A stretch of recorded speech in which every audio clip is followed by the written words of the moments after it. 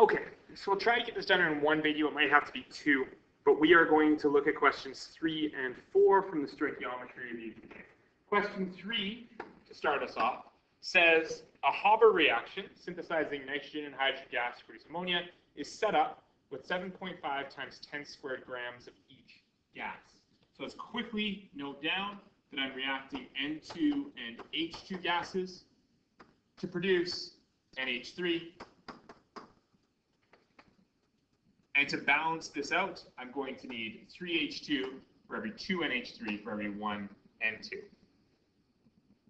It says after 3 days, the reaction has reached equilibrium and 437 grams of ammonia has been produced. So if we want to set up our initial change and equilibrium values here, we currently know a bunch of mass information. We know that there are 750 grams of each reactant to start with 3 sig figs. We know that we don't have any product to start. But we know that we eventually end up with 437 grams of N2 after some change. So I know we're going to be making 437 grams. But none of this is actually all that useful to me. I need molar amounts for all of these in order to figure out everything that's going on here. So in order to do that, I'm going to first take a look at this 437 grams of NH3 and convert it into a molar amount. So I have 437 grams of NH3, and I want an answer in moles of NH3. So if I multiply by a conversion factor, it's going to give me moles from grams, and I use the fact that every 1 mole of NH3 based on the molar mass of nitrogen and hydrogen weighs 17.03 grams. Then I can multiply, take my calculator and multiply 437 times 1 divided by 17.03. And when I do that, I get 25.6605, blah, blah, blah. Given that I have 3 sig figs in this measurement, I want 3 sig figs in my answer, and I can write 25.7 moles of NH3. So coming back to my space here, let's have this be 25.7 moles. Now I know my change is 25.7 moles as well. And once I know my change in one reactant, I can always figure out my change in the other 2 reactants. I can figure out this amount and this amount based on my stoichiometric ratios, 1 to 3 to 2. Because nitrogen is in a 1 to 2 ratio to NH3, I will have half of 25.7 in this case. So if I take my calculator and I do 25.7 divided by 2, I get 12.9 moles here. And let's remember that that's a loss of 12.9 moles. And likewise, if I do 3 halves times 25.7, 3 halves because this is a 3 up here and this is a 2 up here, then I get 38.6 moles lost here.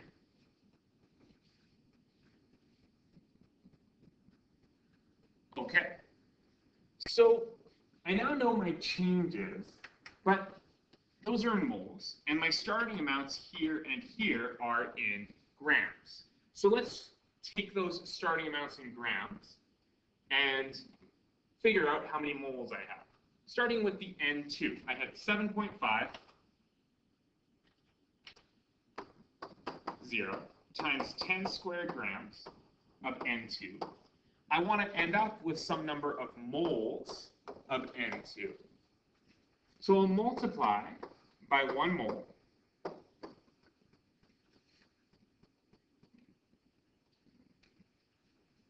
every molecule of N2, which is going to weigh 28.02 grams. So if I do 750 divided by 28.02 with my 3 sig figs, I get 26.8 moles. And likewise, for hydrogen, if I do 7.50 times 10 squared grams of H2 multiplied by 1 mole. Sawyer Road, go to the parking lot, please. Sawyer Road, to the parking lot. For every 2.02 grams of hydrogen, then I've got 750 times 1 divided by 2.02. And I get 371 moles of H2. So coming back to my table here, this is a 26.8 mole starting amount. And this is a 371 mole starting amount. Then I've got some changes. If I do 26 minus 12.9, I get what, 13.9 moles here. And if I do 371 minus 38.6,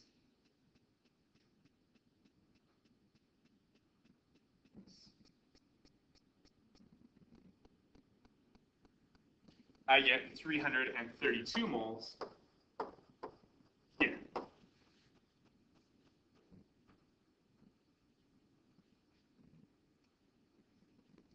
So at this point, I could go and change my final amounts back into grams, but I don't think I ever asked you to do that. I asked for molar changes and then amounts of nitrogen and hydrogen.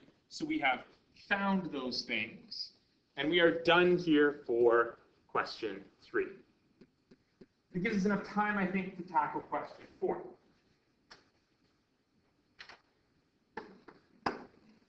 So question 4 wants to know the percent yield of the above reaction. So in the above reaction, we looked at an equilibrium where I didn't fully complete my reaction, and I ended up with a final amount of both nitrogen and hydrogen left over.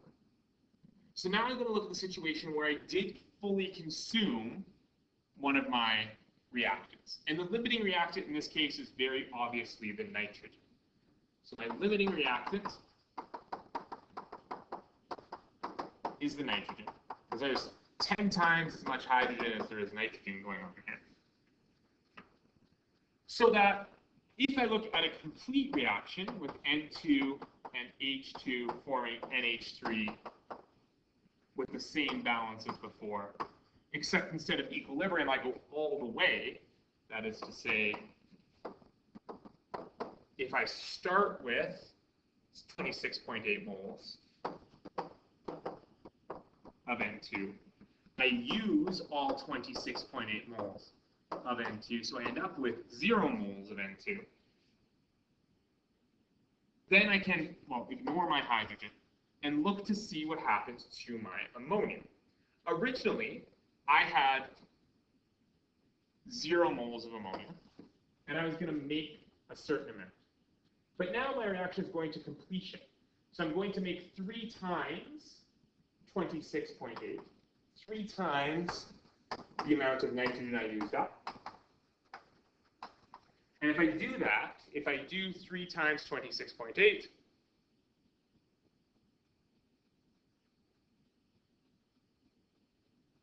I get 80.4 moles, which means that my final amount of NH3 is 80.4. And again, I could turn that into a mass if I really wanted to, but I'm not going to do that here. I've got enough information now that I can do my percent yield. So that calculation, my percent yield of product is going to look at my actual amount of NH3 divided my theoretical amount of NH3, the amount I would make assuming the reaction went to completion, times 100%. So my actual amount of NH3 in the original reaction was 25.7 moles.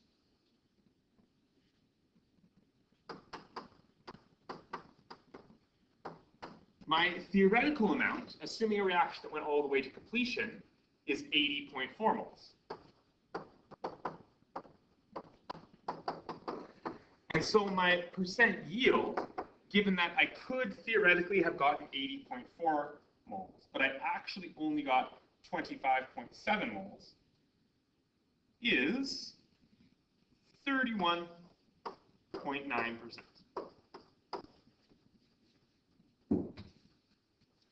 So that is a percent yield calculation. We did it by first considering what actually happened in the reaction, and then what could have happened if the reaction had proceeded to completion. We looked at the comparison between the actual amount of NH3 produced and the theoretical amount of NH3 produced, and we wrote that as a percentage. So I know I zoomed through that a little bit, but of course it's video. You can pause it whenever you need to. And you have done this before, I hope. Also, it's not something that's going to come up too often in this class anyway. So having reviewed it, let's put it behind us and go on to the next thing. Thanks for watching.